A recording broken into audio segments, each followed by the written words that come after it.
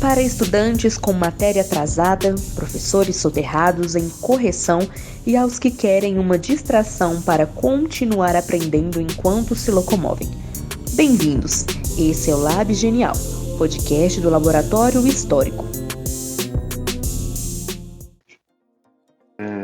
Saudações a todos, este é mais um Lab Genial, eu sou o João Pedro Passos e vou aqui falar hoje sobre o tema do fascismo. O que é o fascismo?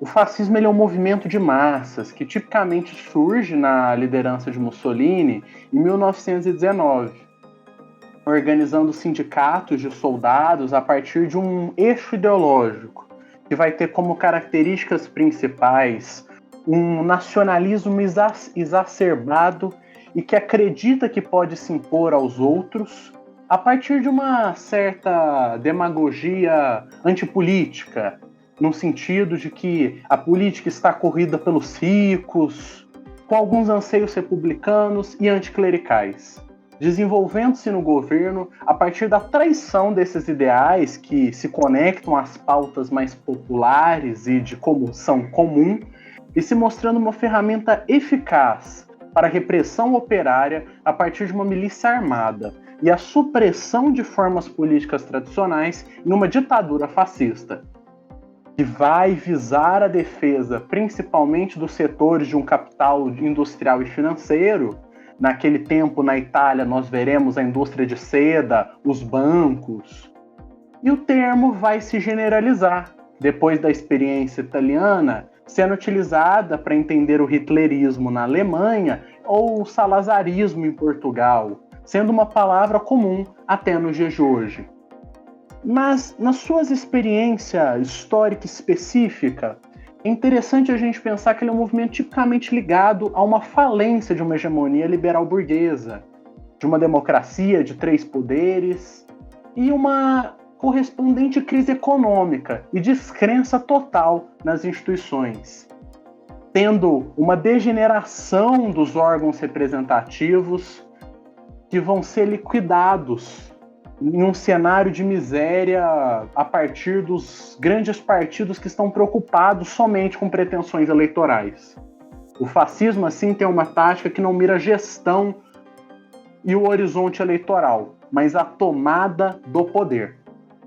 Com uma doutrina de Estado caracterizada, como já foi dito nessa crise de hegemonia, pela falência de princípios liberais democráticos e uma representação parlamentar corporativa, e uma organização partidária única em torno de uma liderança, que por mais que mude o discurso ideologicamente, a ideologia sempre gira em torno daquele que fala, dessa figura do grande líder, tendo o fascismo não uma ideologia própria ou uma filosofia, carecendo de novidades que vão ser pegas de discursos reacionários e sindicalistas, mas em torno do líder, que vai se apresentar dentro da cadeia do corporativismo no topo do extrato e da razão burocrática, não existindo uma constituição modificada no fascismo ou uma mínima ruptura das formas do Estado, simplesmente só uma alteração para a ditadura, diferente da experiência bolchevista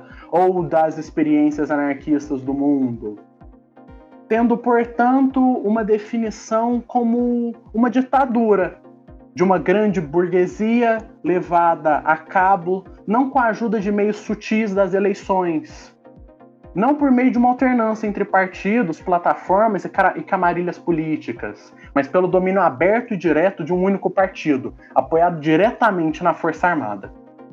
E aqui a gente chega a uma segunda pergunta que é muito importante. Como que o fascismo chega ao poder? E essa pergunta fica mais interessante quando a gente vê que ele chegou ao poder em 1922, mas em 1919 era um grupo completamente insignificante. Então é interessante a gente remontar essa história. Em 1920, começa uma agitação de trabalhadores metalúrgicos, que vão tomando greves, fábricas, se armando, organizando fábricas como fortalezas. No campo, terá uma organização de comunas rurais. O norte da Itália, Bolonha, Florença, Mantua, Milão, Ferrara, tudo será ganhado pelos socialistas. Assim, a classe trabalhadora se mostra a um ponto de uma ruptura. A burguesia industrial italiana não consegue reagir. Na hora que ela manda o exército, recebe uma greve. E Mussolini, que na época da tomada das fábricas expressava alguma simpatia pela organização dos trabalhadores, se tornará o salvador dessa grande burguesia, visto que Mussolini preteria o aumento da produção e os pequenos burgueses ligados a esse aumento, e não necessariamente os interesses dos trabalhadores. Assim, os burgueses vão começar a apoiar esses pequenos grupos sindicais, de soldados e milícias, que aos poucos vão exercendo a função de fura-greves.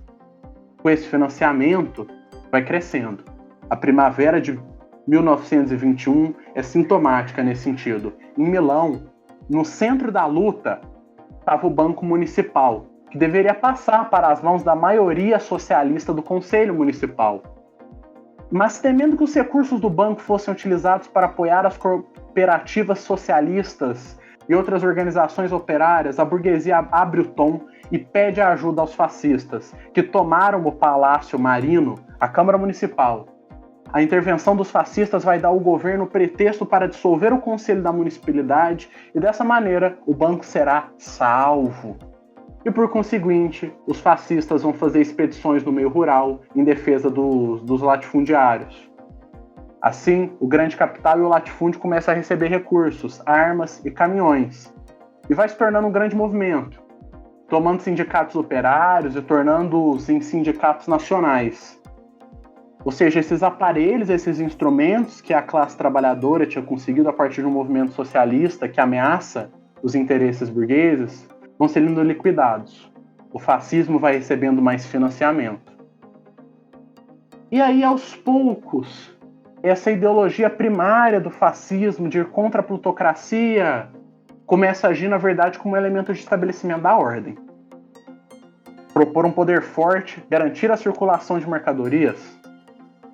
E começa um outro discurso, de redução do Estado e garantir só o que ele é naquilo que é essencial. A atividade dos cidadãos, como produtores, deve estar submetida à competência de conselhos técnicos.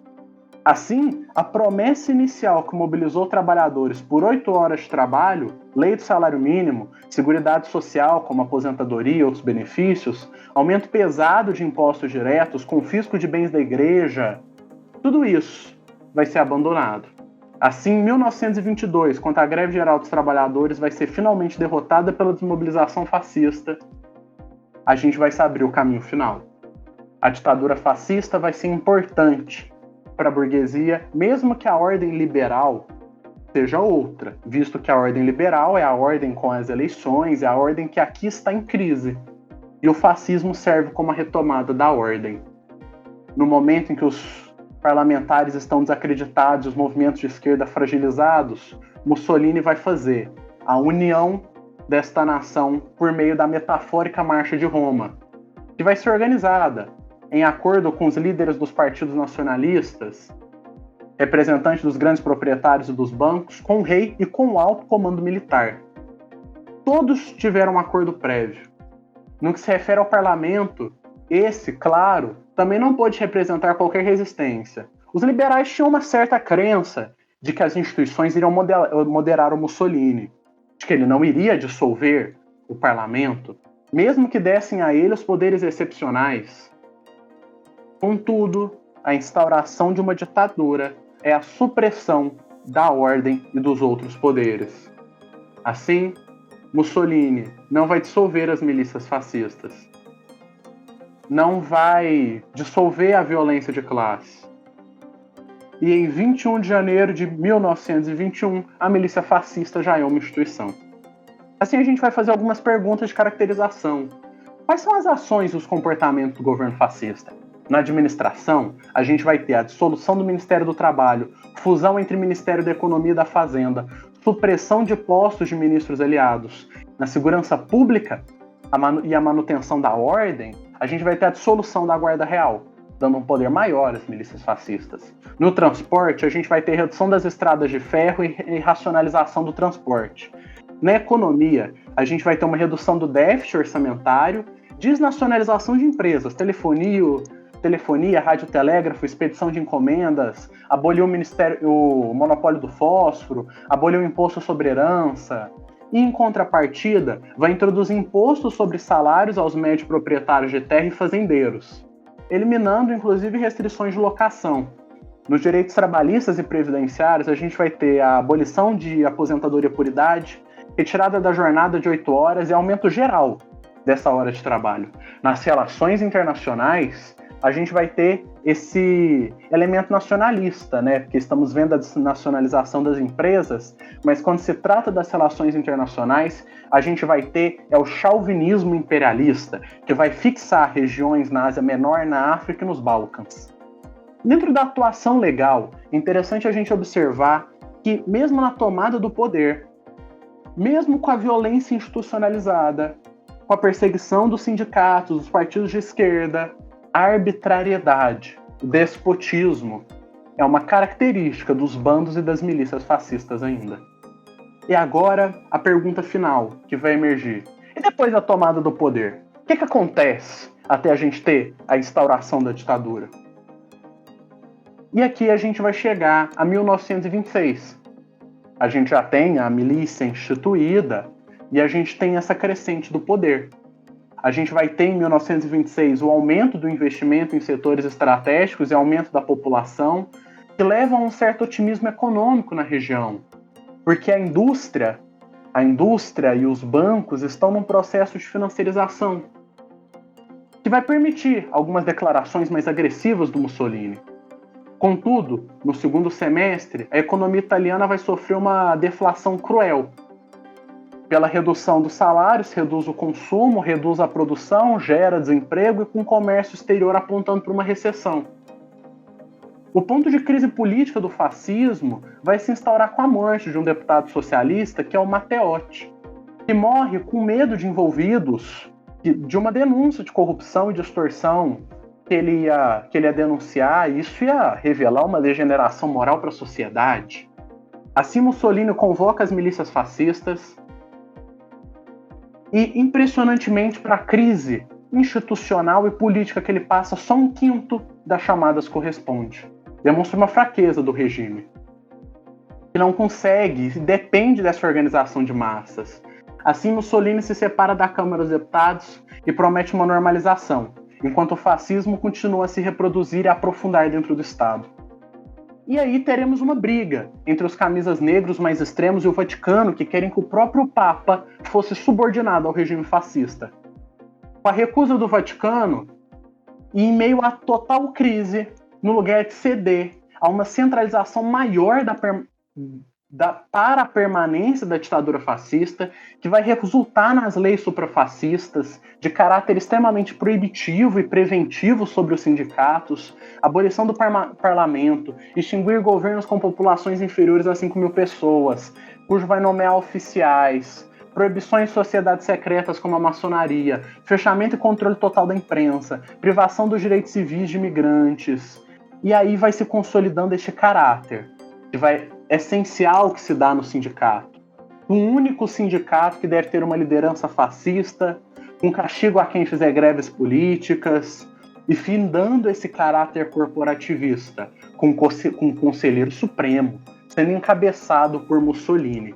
Embaixo dele, tendo os secretariados, se dividem em 9, e vai ter o principal, que é o secretário político, e assim vai se estabelecendo e se abrindo uma rede de hierarquia.